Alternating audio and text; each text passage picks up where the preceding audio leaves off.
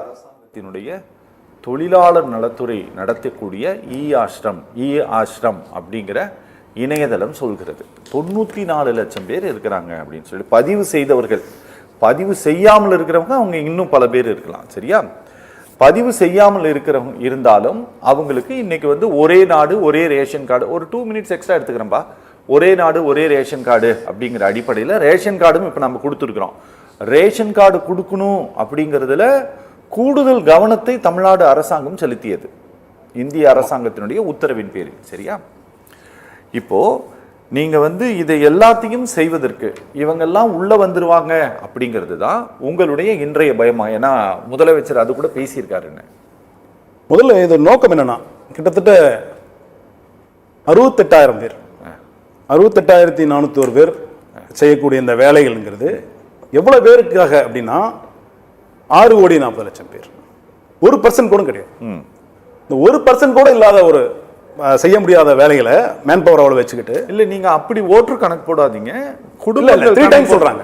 குடும்ப கணக்கு போட்டீங்கன்னா ஒரு 2 கோடி குடும்பம் அப்படி கணக்கு போட்டுங்க. சரி, 2 கோடி குடும்பம், 2 கோடி குடும்பம் 68,000 பேர். இவர்கள எத்தனை பேரை வந்து இவங்க ரீச் பண்ணாங்க? ஏன் ஒரே விலாசத்துல கிட்டத்தட்ட 1000 பேர் ஓட்டர் வாக்காளர்களை சேர்த்தாங்க அப்படின்றதெல்லாம் அவங்களோட கடந்த கால வரலாறு.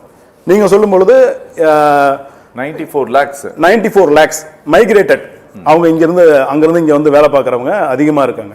எங்களுக்கு அதை பத்தி கவலை இல்லை. ஏன்னா பெரும்பாலும் வெளிமாநிலத்திலிருந்து வந்து வேலை பார்க்குற இங்க தமிழ்நாட்டில் வேலை பார்க்குறவங்க திராவிட முன்னேற்ற கழகத்தோட சித்தாந்தத்தையும் அவர்களோட திட்டத்தையும் அனுபவிக்கிறவங்களா தான் இருக்காங்க.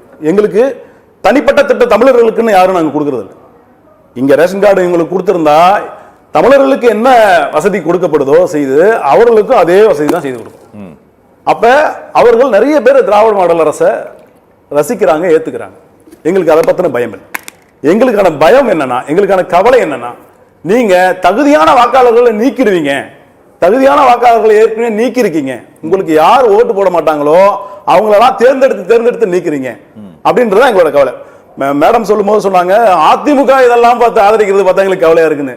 அதிமுகவே கிடையாது. அதிமுக பாஜகவோட பி டீம். அது பாஜக முழுமையா உள்வாங்கிடுச்சு. அமித்ஷா திராவிட முன்னேற்ற கழகம். அது அமித்ஷா திராவிட முன்னேற்ற கழகத்துக்குள்ள போய் நின்றுட்டு அவங்க இதெல்லாம் பார்த்து கவலைப்படாம ஆதரிக்கிறாங்க அப்படின்றது நீங்க நினைச்சு கவலைப்படுறீங்கன்னா அது எனக்கு புரியல. தோழர் சொல்லும் பொழுது சொன்னாரு கோவை சூலூர் தொகுதியில வந்து 10,000 வேட்பாளர். கோவை சூலூர் தொகுதியில வெற்றி பெற்றது கந்தசாமி தானே, அவங்க அதிமுக எம்எல்ஏ அவரு. அப்ப அவரோட வெற்றி முறைகேடுன்னு சொல்றாரா? அவரோட வெற்றி முறைகேடுன்னு சொல்ல வரீங்களா நீங்க? அவர் முறைகேடா வெற்றி பெற்றாருன்னு அர்த்தமா? சவுண்ட் வைங்கப்பா.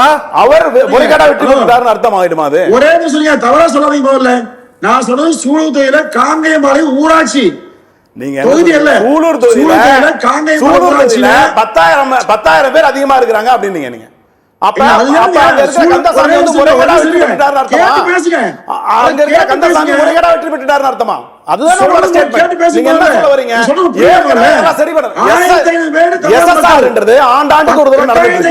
உங்களுக்கு 2 முறை வாக்கு இருக்குன்னா நீங்க அதை போய் நீக்கி இருக்கணுமா இல்லையா? தொடர்ச்சியா நீங்க உட்கார்ந்துட்டு ஒரு தொலைக்காட்சி மேடையில நீங்க வந்து எனக்கே 2 ஓட்டு இருக்குன்னு சொல்றது அநாகரிகமா படலையா?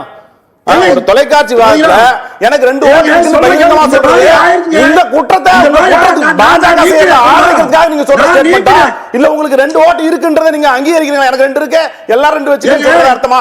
இவர நான் எஸ்எஸ்ஆர் கண்டக்ட் பண்றது தமிழ்நாடு அரசா தேர்தல் ஆணையமா? தேர்தல் ஆணையம் ஆண்டுக்கு ஒரு முறை அதை இவ்வளவு நாள் சரி பார்க்க வேண்டிய கடமை தேர்தல் ஆணையத்துக்கு தான் இருக்கு. தேர்தல் ஆணையம் ஏற்கனவே அதை செஞ்சு முடிச்சிருச்சு. மீண்டும் ஒரு முறை திருப்பி எஸ்ஐஆர் பண்ண போறேன். எஸ்எஸ்ஆர் ஆண்டுக்கு ஒரு முறை நடந்துட்டு இருக்கு, ஒரு தேர்தலுக்கு ஒரு முறை நடக்குது. நல்லதுங்க, நல்லது. நன்றி. இதை சொல்றீங்களா? முடிச்சிடறேன் நான். என்ன இது இந்த ஏற்கனவே உச்ச நீதிமன்றத்தில் நிலுவையில் இருக்கும் பொழுது இந்த வழக்கு இது அவசர காலகதியா நாங்க வந்து திருப்பி எஸ்ஐஆர் பண்ண போறோம்னு தேர்தல் ஆணையம் நிக்கிறது வந்து தவறா தெரியுது. அதை சட்டப்படி எதிர்கொள்ள தயார்.